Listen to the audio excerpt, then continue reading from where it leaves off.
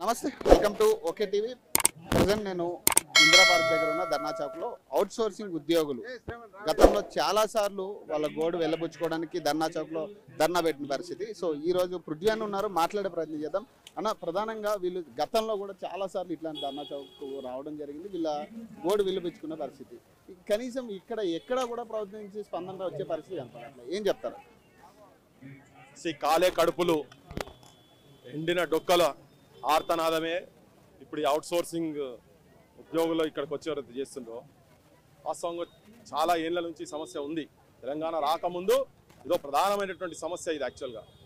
కానీ తెలంగాణ వచ్చిన తర్వాత ఈ రాజకీయ వ్యవస్థలో ఉన్నటువంటి వాళ్ళు వాళ్ళ పదవుల చుట్టూ, ఎమ్మెల్యేల పదవుల చుట్టూ, మంత్రుల పదవుల చుట్టూ, ఎంపీల చుట్టూ, వాళ్ళు దాని చుట్టూ వాళ్ళ దందాలు ఎట్లా కాపాడుకునే దాని మీదనే పరిమితమై ఉన్నారు వాళ్ళు.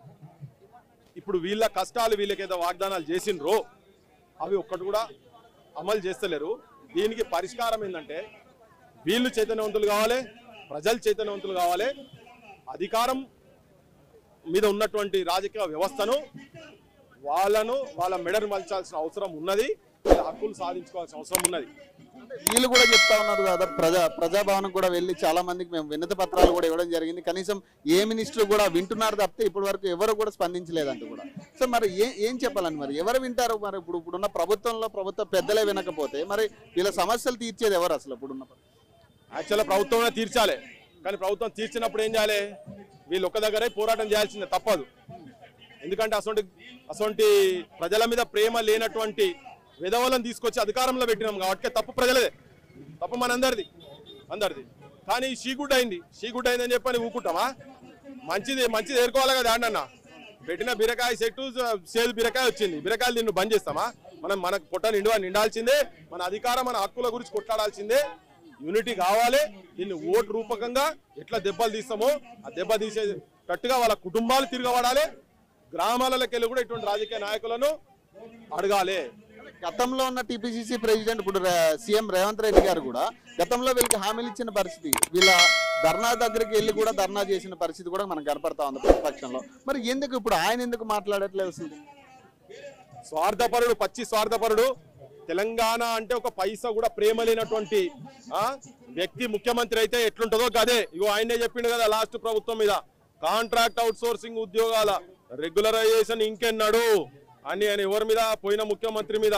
ఒక్క సంవత్సరంలో పర్మనెంట్ చేస్తా అని హామీ ఏమైంది? కేసీఆర్ ను రేవంత్ రెడ్డి ప్రశ్నించిండు. ఇలా రేవంత్ రెడ్డిని మేం ప్రశ్నిస్తున్నాం. నువ్వు, మీ ఉత్తమ్ కుమార్ రెడ్డి, మీ కోమటిరెడ్డి వెంకటరెడ్డి మీరు కూడా అద్భుతమైన ఉపన్యాసాలు దంచిరు కదా నాయన. ఎన్ని రోజుల ఇంత ముందు ఆడ వినిపించినారు, తీసుకున్నావు? అది పైన స్టేజ్ మీద వినిపించింది, ఉత్తమ్ కుమార్ రెడ్డి చెప్పిండు.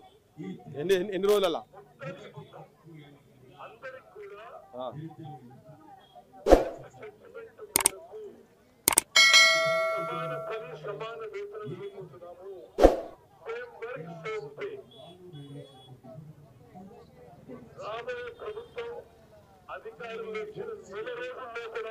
నెల రోజుల లోపట్నే, ఇంకా నేను 100 రోజుల లోపటన్నా.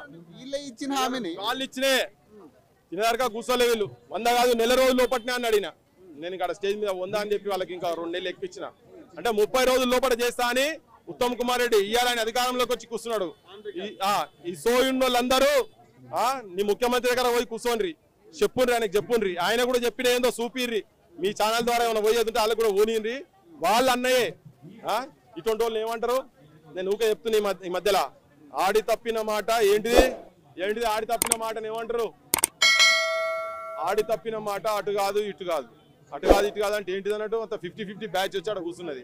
ఈ బ్యాచ్ గాళ్ళతో ఇదే అప్పుడో మాట ఇప్పుడో మాట ఇట్లుంటది ఎక్కడన్నా. సో వీళ్ళు అధికారంలో ఉన్న వాళ్ళు సోయికి రావాలి, వీళ్ళని పర్మనెంట్ చేయాలి. మీరేం డిమాండ్ చేస్తున్నారు? మీరేం అడుగుతా ఉన్నారు? క్రాంతిదళ ఏం లే, ఎవరు ఎంతమంది అయితే మీరు ఇచ్చినటువంటి వాగ్దానం ప్రకారంగానే అవుట్ సోర్సింగ్ వ్యవస్థ ఉండదు, కాంట్రాక్ట్ వ్యవస్థ ఉండదు అని ఇప్పుడున్నటువంటి అధికార పార్టీ కాంగ్రెస్ కావచ్చు, ప్రతిపక్షంలో ఉన్నటువంటి టీఆర్ఎస్ కూడా, అంతకుముందు ఇప్పుడు బీఆర్ఎస్ అయింది, వాళ్ళు కూడా అదే ప్రామిస్ తో వచ్చింది కదా. ఇంటికో ఉద్యోగం అన్నారు, ఉన్న వాళ్ళందరినీ పర్మనెంట్ చేస్తామన్నారు కదా. అందరు కలిసి కూర్చొని తీర్మానం చేసి ఉన్న వాళ్ళందరినీ పర్మనెంట్ చేయాలి అంతే. అంటే ఇంకోటి అనండి, ఈ బీసీకి సంబంధించి కూడా ఒక చర్చ జరుగుతూ ఉంది. నిన్న ఆయన ఏమంటున్నారు, మేము ఆమోదిస్తున్నామంటూ కూడా ఒక చర్చ తీసుకొస్తా ఉన్నారు. మీరు ఏం చెప్తారు అన్నాడు? స్థానిక సంస్థ ఎన్నికల్లో బీసీలను కూడా కలుపుతామని పొంగులేటి శ్రీనివాస్ చెప్తా ఉన్నాడు. మీరు దీన్ని ఏకీభవిస్తారా? స్థానిక సంస్థ ఎన్నికల్లో కూడా మేము బీసీలు కలపబోతున్నాం, బీసీ రిజర్వేషన్ 42% అని ఇక్కడ డిక్లేర్ చేస్తున్నారు, కానీ అక్కడ ఢిల్లీలో ఏం జరగట్లేదు. మీరు ఏం చెప్తారు? ఇది మళ్ళా మోసం చేస్తున్నట్టు ఒక గారడి నాటకం లెక్కన కనబడుతున్నది. ఇది ఇన్ని రోజులు మలుచుకపోన్నారు 18 నెలలు, ఇప్పుడు వచ్చి మేము ఆర్డినెన్స్ అంటున్నారు. మరి సోయిన్నోళ్ళు వచ్చిన 18 రోజుల లోపల చేసేది ఉంటే అయిపోవు కదా. ఇది చేసేది ఉంటే ఢిల్లీ దాకా పోదురు కొట్లాడుతురు చేయాలి కదా. ఢిల్లీలో 9 షెడ్యూల్లో రాకముందు ఎట్లకైతే ఎవరో తీసుకుపోయి కోర్టులు వేస్తారు. అందరికి తెలిసిన విషయం ఇదంతా, ఓపెన్ సీక్రెట్. అది మోసం చేసేందుకు చేస్తున్నది.